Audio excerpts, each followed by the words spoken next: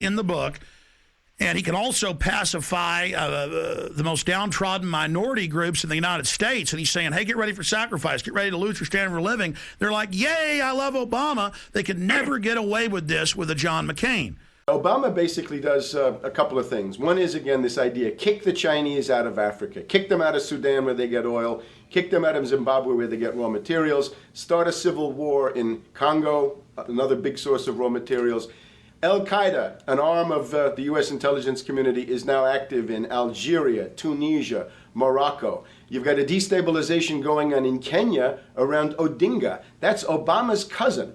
This is a guy who has two children. They're Obama's niece and, nephew in a broad sense.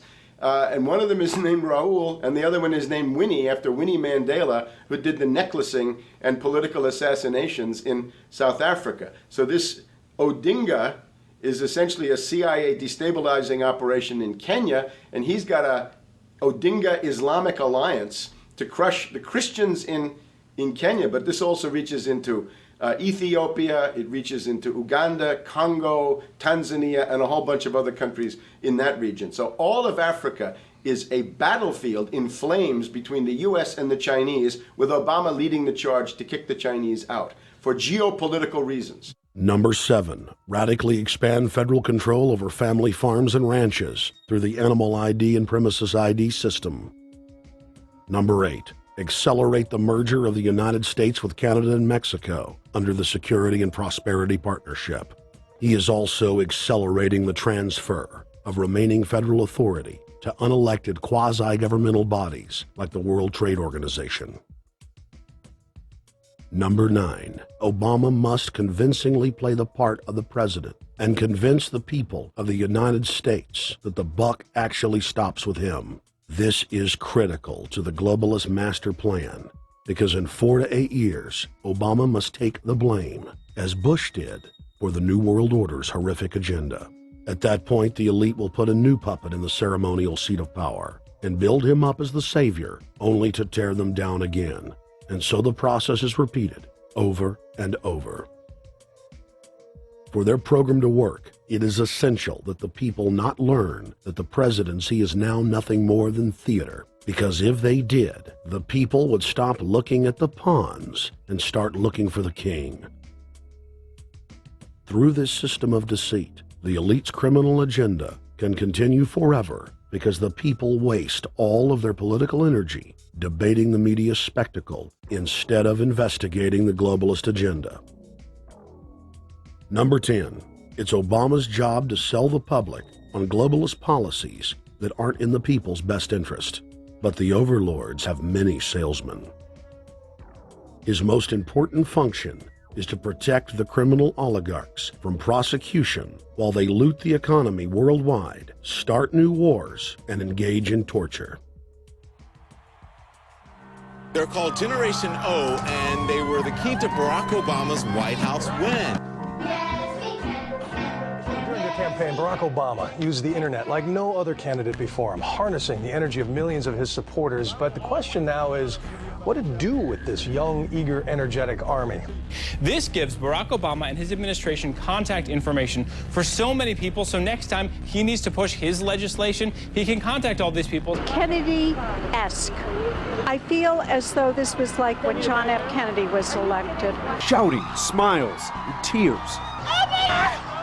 This is the best day of my life! It was the scope of Obama's victory that was most impressive. I saw a photograph of Obama playing basketball. And I said, you know what? I see him as a leader, and that's the world that's in his hands. Own a piece of history, commemorating the day the world changed forever. His confident smile and kind eyes are an inspiration to us all. In summation, Barack Obama is a Madison Avenue created fad. All of the crazed Obama worship, being pushed by the corporate media, is scientifically designed to capture the public in a net of peer pressure mass euphoria. If the New World Order can just distract the public for a few more years, the elite can finish constructing their police state control grid. Now, a lot of times, we don't want to know the issue. Right. We don't want to know the issue. We feel, what do you call this thing where you get this false sense of gratification, but because a black man is in office, everything's going to be all right. No, everything's not going to be all right. Yeah. Until you look into the agenda on what the Democratic Party has been about, is about, and will be about, regardless if Barack Obama is the president or not. And that's real. Barack Obama is the perfect Trojan horse. He makes the people feel like they finally have a place at the table, even as he betrays them. I won't have to worry about paying my mortgage. Oh, it's such a blessing to see you, Mr. President. Thank you for taking time out of your day. Never in my life would think that this would ever happen. Sadly, many Obama supporters can't see what's right in front of their faces because they've already invested their very identity in this artificially created cult movement. Throughout history, it has happened over and over again. People turn their intellect over to cult of personality mass movements, and it's happening again. The evidence presented in this film is documented fact, and those that ignore what history has taught us do so at the peril of us all. As frightening as the information in this film is, there are many things we can do to stop the globalist agenda dead in its tracks. First, we expose the cult of Obama for what it is, a sad hoax. Next, realize that we are all being propagandized 24/7.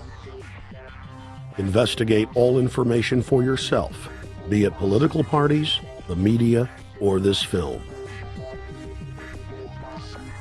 Be aware of the tricks that the elite use, like the staging of false flag terror attacks and other crises. Rediscover the Constitution and Bill of Rights. Promote a culture of true liberty. There is a reason the internationalists are attempting to destroy the sovereignty of all 50 states. They know it is one of the biggest threats to their domination. The federal government has been completely hijacked by foreign interest, and more than 25 states have recognized this fact and are moving to block the New World Order at the state level by declaring their 10th Amendment powers. But most important of all, there is a huge awakening taking place in the United States and across the world against the globalist agenda. Free people everywhere are joining together and saying no to corruption and tyranny and no to world government. This is the center of endurance, and endurance is what wins wars. Not how many people you kill, but how long can you endure. George Washington lost almost every battle he had, but he endured. He out-endured the British. And that's how the battle was won, endurance.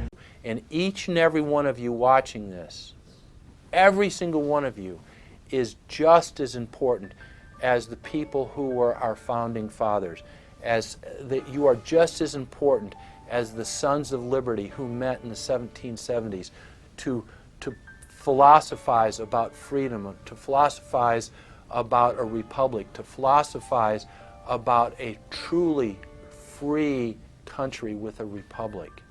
There's 1 billion people on the planet. It only takes one to change it. Are you the one? There may be everybody in your classroom bugging out.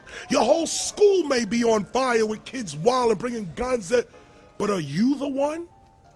Nature has a way of abundance. Nature puts out a lot of stuff looking for the one.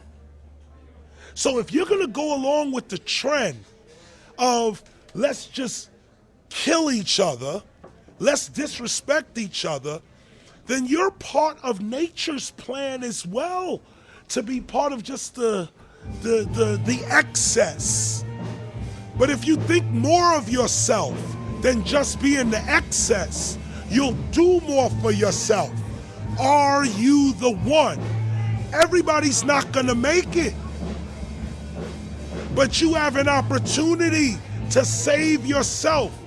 Well, we don't have to look back thousands or even hundreds of years to see how dangerous this present day situation is. We can look back to Bolshevik Russia. We can see the takeover by the Bolsheviks talking about the